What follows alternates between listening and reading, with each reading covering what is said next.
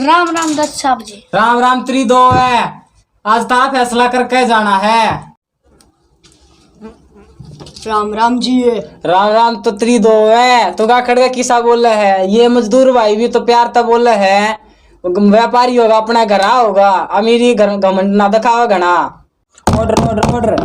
यो मजदूर भैया का लीडर है और इसकी ये लाइन भैया ने व्यापारी भैया ने के कर रखा। यो अपनी राम कहानी बताओगा। बता भाई अपनी राम कहानी।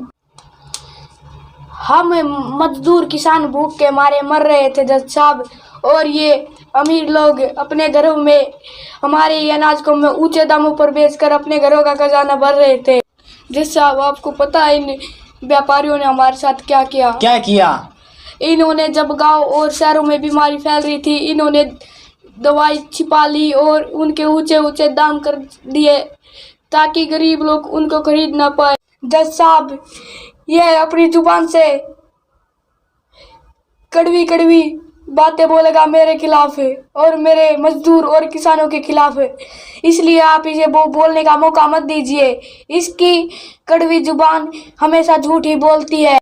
ऐसा थोड़ी ना होता है। मैं तो दोनों पक्षों की बात सुन के कोई निर्णय लूंगा ना। अब तुम बताओ तुम्हारे साथ और क्या हुआ? जज साहब हम मजदूरों और किसानों को मालूम हुआ कि शासन प्रशासन और सरकार इन व्यापारियों के तलवे चाट रही है, तो हमने अपने स्तर पर कुछ कार्रवाई करने की कोशिश की।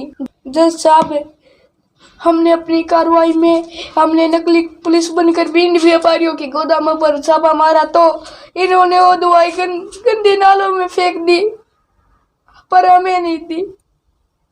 जज साहब इन्होंने गंदे नालों में दवाई फेंक दी और आदमी की अमानत को आदमी के काम आने नहीं दिया। Order order order. अब किसान भाई की बात सुन ली हमने। अब व्यापारी भाई की बात सुनेंगे। व्यापारी भाई अपने सिफारिश में कुछ कहना चाहोगे?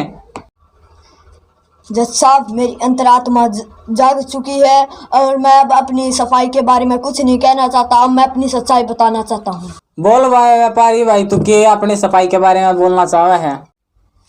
बस कर भाई, अब मेरे शरीर में से मुझे सड़े हुए लाशों की बदबू आती है। अपने हर सांस में मुझे दम तोड़ते हुए बच्चों की सिसकियां सुनाई देती है।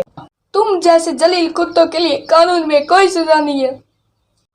बस भाई तुम सही कह रहे हो। हम इस धरती पे सांस लेने के लायक नहीं है और हम इस धरती पे रहने के लायक नहीं है। हम व्यापारी इंसानों में रहने के लायक नहीं है। जी तो ऐसा करता है तुम्हारा यहीं पर गला दबा दूं और तुम्हारी बदबूदार लाशों को शहरों की गलियों में फेंकवा, ताकि जिन मजदूरों के तुमने अधिकार छीना है, जिनके घरों में तुमने तबाही लाई है, और तुम्हारी लाशों पर थूक सके।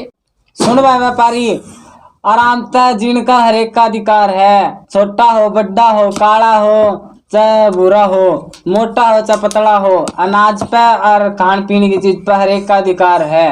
नु भेदभाव नहीं करना चाहिए किसी चीज में। मगर इस तरह दूसरों को लूटना और दूसरों की रोटी छीनना, मासूम लोगों को व्यापार के नाम पर बर्बाद करना और उनको मार डालना किसी का भी अधिकार नहीं है। तो साहब जी ये व्यापारी लोग माफी के लायक नहीं है। आजकल के टाइम पे नौकरी भुखमरी और स्कूल अस्पतालों के नाम पर कोई वोट नहीं मांगता और इनको ऐसी बातें करके गुमराह किया जाता है। आज का फैसला आ चुका है, जैसे कि किसान भाइयों के हाथ में फैसला दिया है। मैंने फैसला दिया है और इनने अपनी गलती मान ली है और इन्होंने इनकी गलती मानने के उस पे हमने इनको 10 साल की सज़ा सुनाई है, और वरना हम इसको उम्र कैद की सज़ा सुनाते। और इन्होंने मजदूर भाइयों को 6 करोड़ रुपए देने हैं।